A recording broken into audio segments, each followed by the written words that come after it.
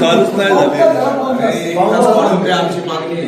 सकाळी 6:30 वाजल्यापासून चाललेलं आहे. मशीनचं घोळ चाललाय. बर. उमेदवार असून उमेदवाराच्या खोलीमध्ये एकही मतदान झालेलं नाहीये. इथं टेक्निशियन अवेलेबल नाहीये. टेक्निशियन अवेलेबल नसून इथे इलेक्शन ऑफिसर अवेलेबल नाहीये. सदर ठिकाणी काय मॅनेजमेंट चाललेलं आहे का? मग तुमची या ठिकाणी काँग्रेसला मतदान होणार आहे, त्याच्यामुळं इकडच्या मतदान वेळ काढायचंय का ह्यांना? काय पर्याय योजना केलेली इकडं?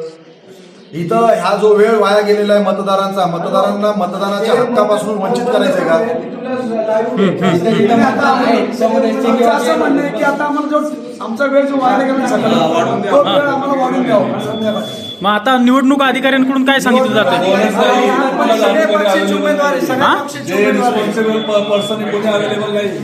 बर.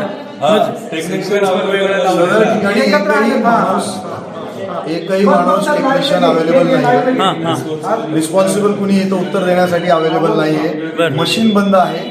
मतदारांना जे डॉक्टर बाबासाहेब आंबेडकरांनी मतदानाचा हक्क दिलेला आहे, तो हक्क हिरावून घेण्याचा हा काय प्रयत्न चाललाय का इकडं? मतदार यादीतून 3,000-4,000 नावं. कधीपासून मशीन कधीपासून बंद आहे? सकाळ चालूच नाही झालेली अजून. एकही वोट नाही झालं. Okay okay. काय झालंय दादा? काय झालंय? अ ब क 4 गट आहेत. तर यांनी इथं सगळे उलटे पालटे लावले. म्हणजे जे मतदान करायला जाणार त्यांना जम्बलिंग झालं पाहिजे की मतदान नक्की कुठं द्यायचंय. बर. म्हणजे ह्याच्यामध्ये कोणाचा तरी कुठंतरी फायदा बघणार आणि उलटे पालटे मत जे एका कुठल्या तरी पक्षाला जाणार आहेत ते पक्ष दुसऱ्या पक्षाला ते मतदान जाणार.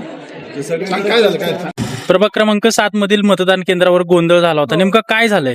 गोंधळ असा आहे की बाहेर जे त्यांनी डिझाईन लावलं आहे, त्यांनी 4 मशीन दाखवलं आहे. अ वेगळं, ब वेगळं, क वेगळं आणि ड वेगळं. पण जे ऍक्च्युली आतमध्ये जी मशीन आहेत, तर एका मशीन मध्ये 2 आहे, अ आणि क. दुसऱ्या मशीन मध्ये क आणि तिसऱ्या मशीन मध्ये ड. तर त्याच्यामुळे लोकांना खूप कन्फ्युजन होतं आणि हाच गोंधळ निर्माण झालाय. आणि तिथे बसलेले अधिकारी मदत करत नाहीयेत. त्यांना इथून या बूथवरून त्या बूथवरून पाठवायला. म्हणजे जो अ ब कडचा अनुक्रमांक आहे तो चुकीचा आहे. चुकीचा आहे. बाहेर डिझाईन आतमध्ये वेगळं आहे. म्हणजे जे बाहेर भिंतीवरच चिकटवलेले जातात पोस्टर ते. हो.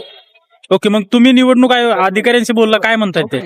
आम्ही आता तिथे स्वतः थांबलोय आणि लोकांना आम्ही सूचना देतोय की असं आहे, एकदा जाऊन चेक करा आतमध्ये.